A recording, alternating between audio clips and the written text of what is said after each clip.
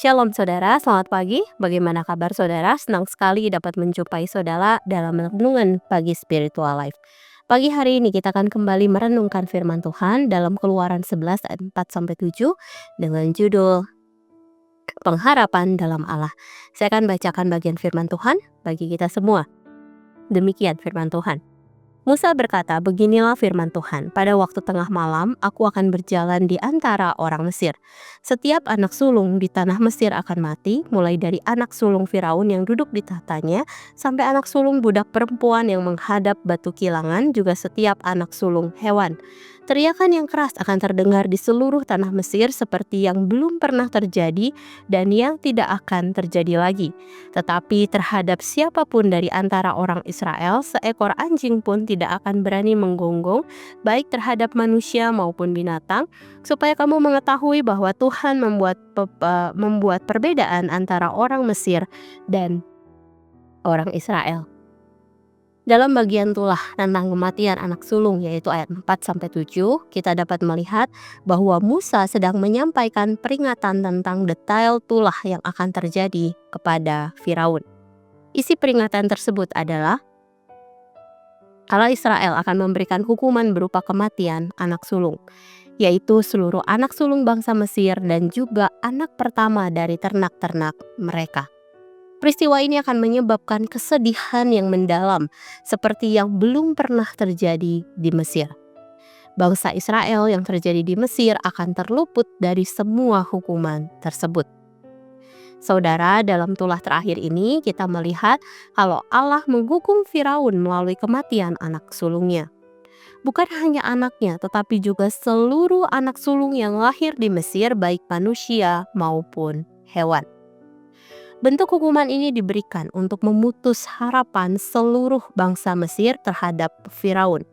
Harapan tersebut berkaitan dengan kedudukan anak sulung Firaun yang akan mewarisi kedudukan dan juga status keilahian Firaun. Hal ini karena Firaun dianggap sebagai dewa di Mesir. Saudara, dalam perjalanan kehidupan kita bersama-sama dengan Allah, mungkin seringkali kita juga menaruh pengharapan pada sesuatu yang tidak berasal dari Allah. Misalnya, menganggap bahwa harta materi, ketenaran, atau kesuksesan dapat memberikan jaminan kebahagiaan dan kepuasan dalam kehidupan. Padahal Alkitab juga memberikan contoh bahwa hal-hal materi tidak akan dapat menjamin kebahagiaan.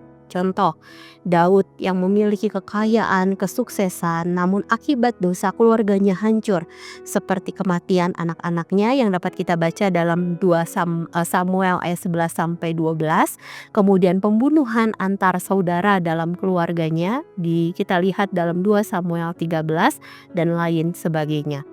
Dengan demikian, mari kita menaruh pengharapan kita dalam Allah. Jangan biarkan hal-hal yang bersifat lahiriah menjadi satu-satunya sumber pengharapan kita dalam menjalani kehidupan. Saudara, mari sejenak kita merenungkan firman yang baru saja kita dengar.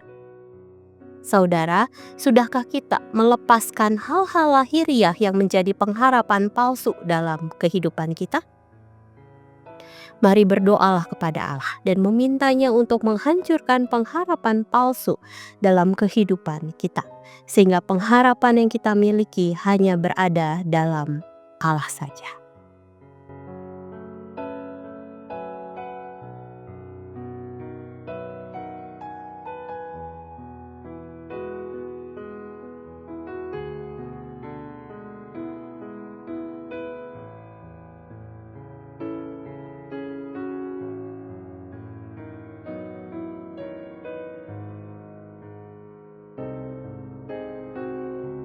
Mari kita berdoa.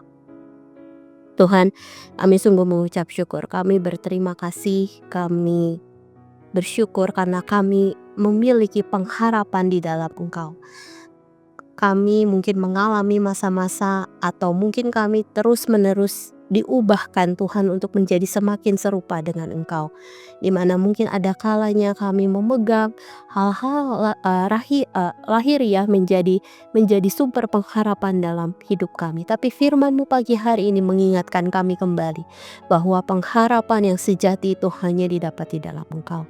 Mari terus tuntun kami, mari terus arahkan hati kami, arahkan pemikiran kami sepenuhnya hanya kepada Engkau Tuhan. Sehingga pengharapan kami ketika mungkin kami sedang ada dalam masalah, itu hanya ada di dalam Engkau saja.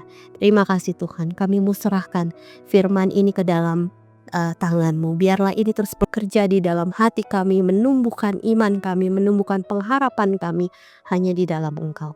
Terima kasih Tuhan, dan untuk hari ini kami mau serahkan dalam tangan kasih-Mu. Allah saja yang menolong kami di dalam segala hal yang kami kerjakan. Dalam nama-Mu Tuhan Yesus kami berdoa, kami mengucap syukur. Haleluya.